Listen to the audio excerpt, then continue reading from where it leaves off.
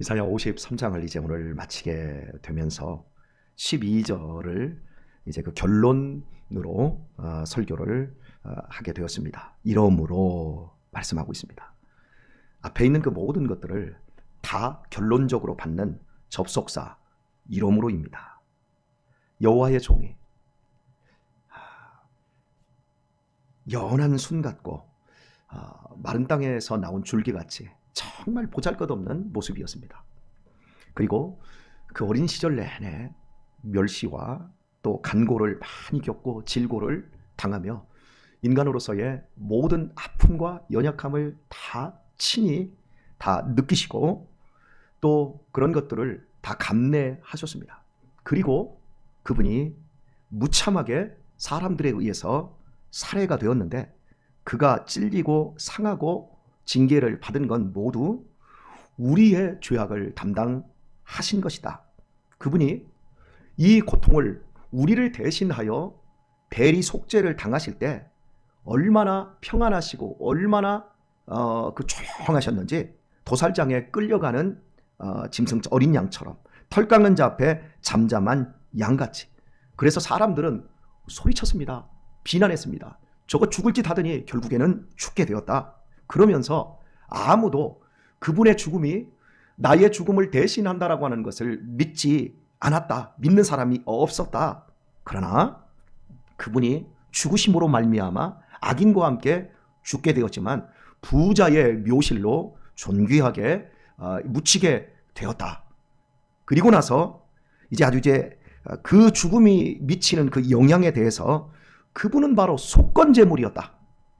하나님과의 관계, 인간과의 관계에서 그분의 무참히 살해된 이 비극적인 죽음이 바로 하나님께서 우리의 죄를 배상하는 속건 제물이 되었다. 그리고 그분은 스스로 자기의 영혼이 그걸 선택하고 이룬 일에 대해서 만족히 여기게 되었다. 왜? 당신의 백성들을 친히 구원하시고 의롭다 하시는 이 놀라운 테텔레스타이 다 치루었고 이루었기 때문이라는 걸 우리가 지금 한 2주에 걸쳐서 쭉 살펴보았습니다. 바로 이러므로 제가 지금 여러분에게 말씀한 우리의 그 대속의 속죄를 완전히 이룬 이런 당신의 복음의 역사를 이러므로 이렇게 결론을 내리고 있습니다. 그리고 그 결론은 이렇게 오늘 말씀되고 있습니다. 내가 그로 존귀한 자와 함께 분깃을 얻게 하며 강한 자와 함께 탈취한 것을 나누게 하리니 이는 그가 자기 영혼을 버려 사망에 이르게 하며 범죄자 중 하나로 헤아림을 입었음이라. 예, 존귀한 자와 함께 분깃을 나누게 하고 강한 자와 함께 탈취한 것을 역시 나누게 하리라. 이렇게 말씀하고 있습니다. 존귀한 자와 함께 분깃을 얻는다고 여러분 생각해 보십시오. 내가 탈취하지도 않은 것들을 나눌 수 있도록 이것이 그리스도를 통해서 하나님께서 우리 각자에게 이루시겠다라고 하는 놀라운 약속이라고 할 수 있겠습니다. 우리는 존귀하지 않습니다. 존귀한 것처럼 수없이 좋은 옷을 입히고 사회적인 위치들과 그리고 우리가 먹는 것, 행동하는 양식들이 정말 이렇게 남들보다 더 뛰어나고 교양 있는 사람들이 있을 수 있습니다. 그러나 인간의 본질적인 모습은 썩고 부패한 것, 그걸 넘어갈 수가 없어요. 다 거기서 거깁니다. 그럼에도 불구하고 그리스도로 말미암아 우리에게 주어질 존귀한 것의 분깃, 그리고 우리는 강하지 않습니다. 굉장히 이렇게 근육질의 남성들이 강하게 보여도 그거 세월이 흘러버리면 아무것도 아닙니다. 황기성 목사님께서 요즘 목사님 어떠십니까? 제가 이제 목사님의 상태를 한번, 제가 90이 안 넘었으니까 목사님의 상태를 저한테 한번 얘기해 보십시오 그랬더니 70까지는 인생이 참 즐거웠고 80 넘으니까는 너무너무 조심스럽고 90이 넘으니까는 이건 사는 게 아니라고. 그래서 웬만하면 90 전에 하나님 나라 가는 게 훨씬 낫다고. 그래서 90이 넘으니까 몸이 어떻게 다른데요? 라고 물어봤더니 젊은 날 감기 몸살 걸렸을 때 그 상태 알지? 바로 그 상태가 지금 제일 좋을 때야. 정말 실감나더라고요. 여러분 우리 조금 감기 몸살 오면 몸이 어떻습니까? 막 어질어질, 그리고 으실으실, 그리고 매갈머리 하나도 없고 심하게 이 감기 몸살 걸리면 막 기침하고 막 너무 힘들지 않습니까? 그냥 눕고만 싶지 않습니까? 그게 황기성 목사님의 최고의 좋은 상태라고 말씀을 하세요. 그러니까 강하다고 하는 것, 그거 실은 의미가 없어요. 황 목사님께서는 소대장으로 6.25 전투에 참전을 하셨는데, 당신 소대에서 당신하고 닭싸움하고 씨름하고 팔씨름해서 이기는 그 병사가 단 한 명도 없었답니다. 그렇게 강한 체력을 가지셨는데 지금 보십시오. 연세 드시니까 당신의 몸 하나 주체하지 못하고 침상에서 그 몸을 그렇게 눕히고 있는 그런 모습. 그런데 강한 자에게 무슨 탈취한 것을 함께 나눌 수 있겠습니까? 그런데 하나님께서 예수 그리스도의 대속을 통한 이 은총을 이렇게 우리들에게 베풀어 주시겠다고 말씀하십니다. 그리스도께서는 죽음을 통과하심으로 더 존귀하게 되셨고 더 강하게 되셨습니다. 그리고 그리스도께서는 믿는 자의 머리가 되시고 온 세상의 심판자가 되신 겁니다. 이 죽음을 이기시고 살아나셨을 때 그분을 통해서 그분 거듭나고 새롭게 씨로 태어나는 당신의 백성들에게 하나님은 이런 존귀함과 강함을 선물로 주신 것입니다. 그래서 우리로 하여금 존귀한 삶을 살게 하시고 그리고 강한 삶을 살게 하시겠다고 약속이 성경이 되어 있는 겁니다. 여러분, 이 세상에서 가장 강하고 존귀한 것이 하나로 묶여 있다는 걸 아십니까? 이 세상에서 가장 강한 사람이 어떤 사람이지요? 죄를 이기는 사람입니다. 그러면 가장 존귀한 사람이 누구지요? 역시 죄를 이기는 사람이에요.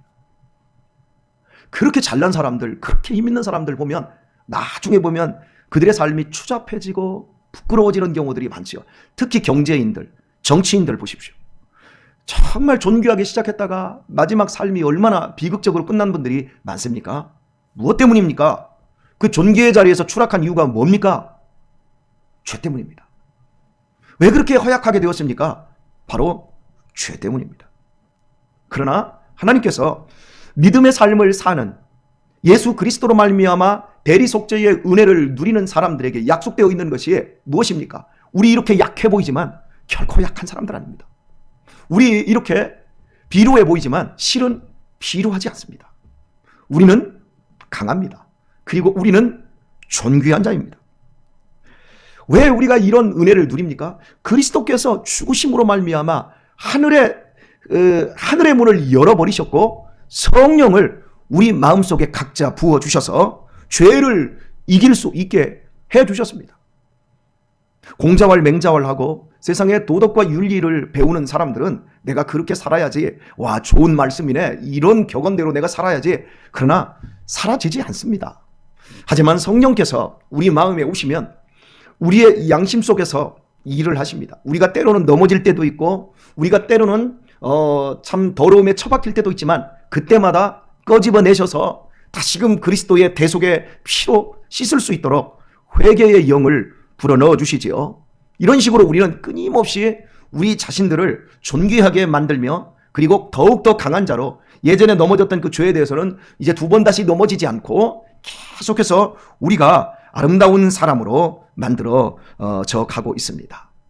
이 오늘 본문 말씀과 관련되어서 요한복음 16장을 생각해 보면 이렇습니다. 요한복음 17장에는 예수님께서 마지막으로 우리를 위해서 기도하는 장면이 나옵니다.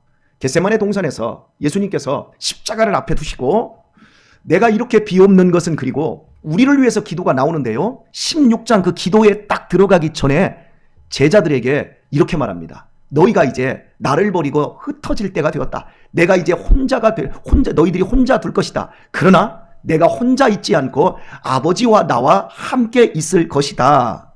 이런 말씀을 하셔요. 그리고 나서 16장 33절 마지막 절에서 이것을 너희에게 이르는 것은 너희로 내 안에서 평안을 누리게 하려 함이라 말합니다. 세상에서는 너희가 환난을 당하나 담대하라. 내가 세상을 이기었느니라. 이렇게 말씀하십니다. 너희들이 나 다 버리고 나 혼자 둘 거야. 너희들 다 도망갈 거야. 그러나 나는 아버지와 함께 있어. 이 말씀을 내가 너희에게 일러주는 이유가 뭔 줄 알아? 평안을 누리게 해주려고 세상에서는 너희들이 분명히 환난을 당해. 그러나 내가 세상을 이겼어. 예수님이 이제 죽을 것입니다. 죽음에 죽음으로 걸어 들어갈 것입니다. 그런데 예수님은 뚜벅뚜벅 자신이 그 죽음을 향해서 기쁨으로 걸어 들어갈 수 있는 이유가 뭡니까? 너희들이 나를 배신했어도 내 아버지가 함께해. 바로 그것 때문인 거예요. 그것 때문에 그분이 죽음을 존귀하게 걸어 들어갈 수 있으셨고 그 죽음 속에서도 담대함을 유지할 수 있었던 겁니다. 바로 이걸 하나님이, 예수님이 우리에게 알려주시면 이유는 너희들이 이 평안을 누리기를 원한다. 내가 죽음에서 누린 이 평안을, 아버지와 함께하기 때문에 누린 이 평안을 너희도 누리기를 원한다. 너희가 세상에서 환난을 당한다. 너희를 나처럼 죽이려 할 것이고 너희가 나처럼 이렇게 질시와 간고와 그리고 질고를 너희들이 당하고 수없이 많은 어려움들이 너희의 삶을 첩첩산중 감싸겠지만 그러나 아버지가 나와 함께한 것처럼 나 역시 너희들과 함께 할 것이다. 내가 그 세상, 우리를 짓밟는 이 세상을 내가 죽음을 통해서 이겨냈느니라. 이것을 너희가 알므로 드디어 평안을 가질 수 있는 것이다. 묻겠습니다. 평안하시길 바랍니다. 정말 평안하십니까? 우리의 평안의 근거가 혹시 세상에 다른 것에 있습니까? 우상입니다. 세상에는 평안이 없습니다. 다 평안처럼 보이는 신기로일 뿐입니다. 세상을 이길 평안이 없습니다.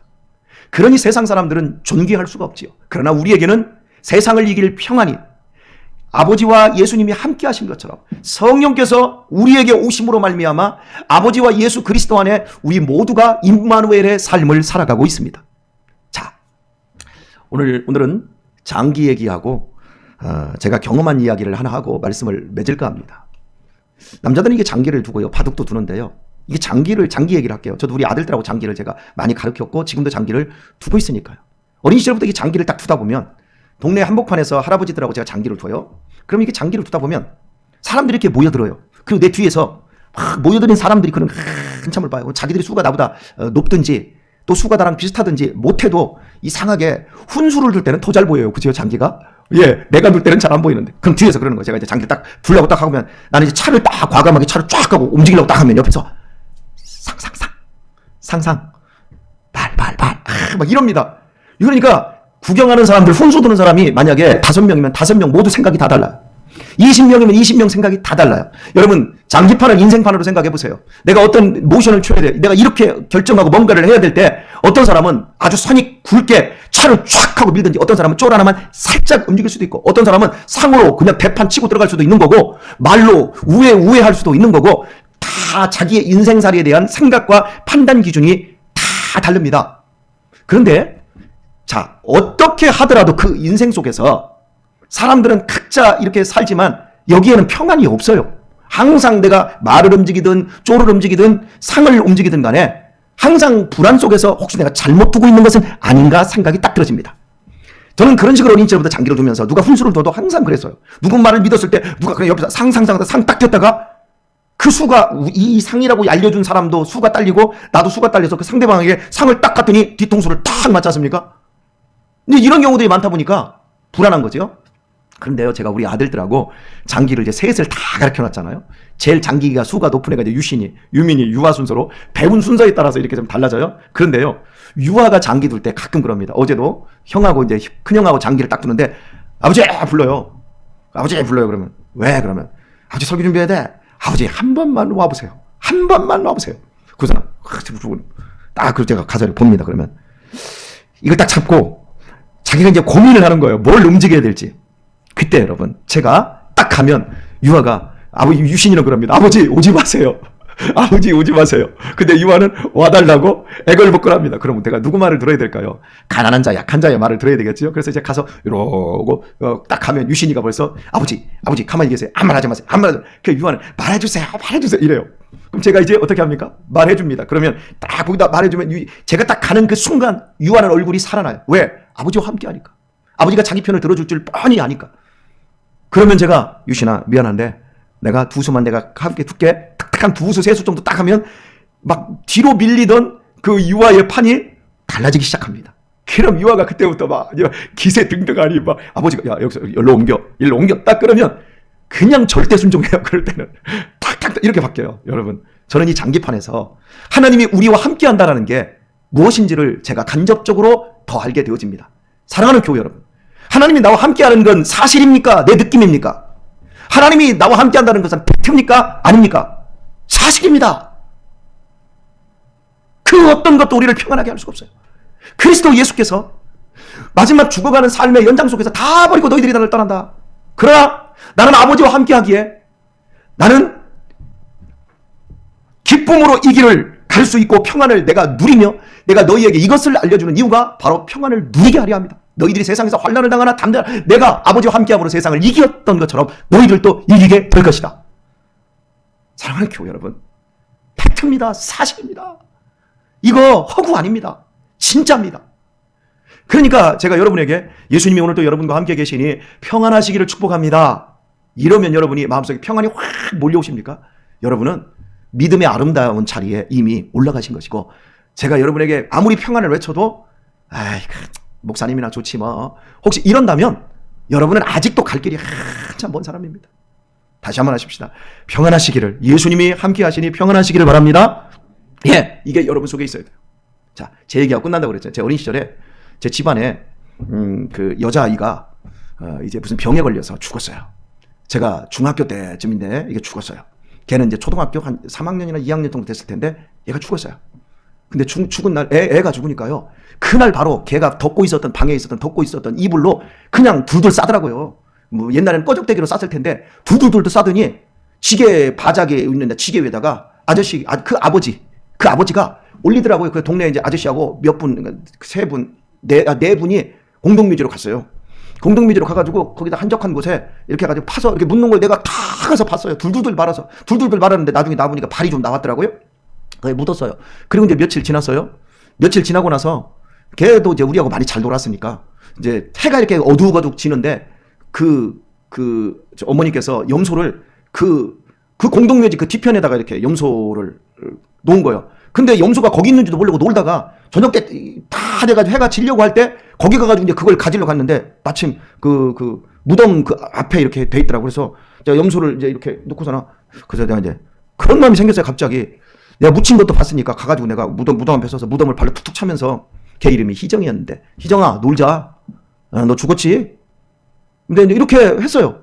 그리고 나서 딱 뒤로 돌아서서 딱 내려오려는데 깜깜하게 어둑한 것만 땅거미가 막 다 지는 거예요. 갑자기 제 속에 막 무서운 마음이 덜컥 생기는 거예요. 막 뒤로 돌아서니까 앞으로 서가지고 무덤을 발로 찼는데, 그것까지는 상관없었는데 뒤로 돌아섰는데 막 갑자기 여러분 무덤 막 이 무섬이 확 몰려오는 거예요. 여러분 두려움이라는 건 그런 것 같아요. 뒤돌아서니까 안 보니까.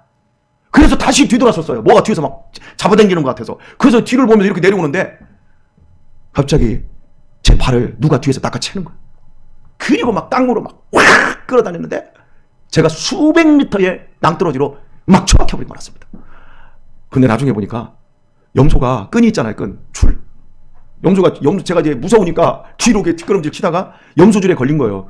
그리고 나서 거기 밑에 한 2, 3미터 되는 그 둔덕으로 막 굴러버린 거예요.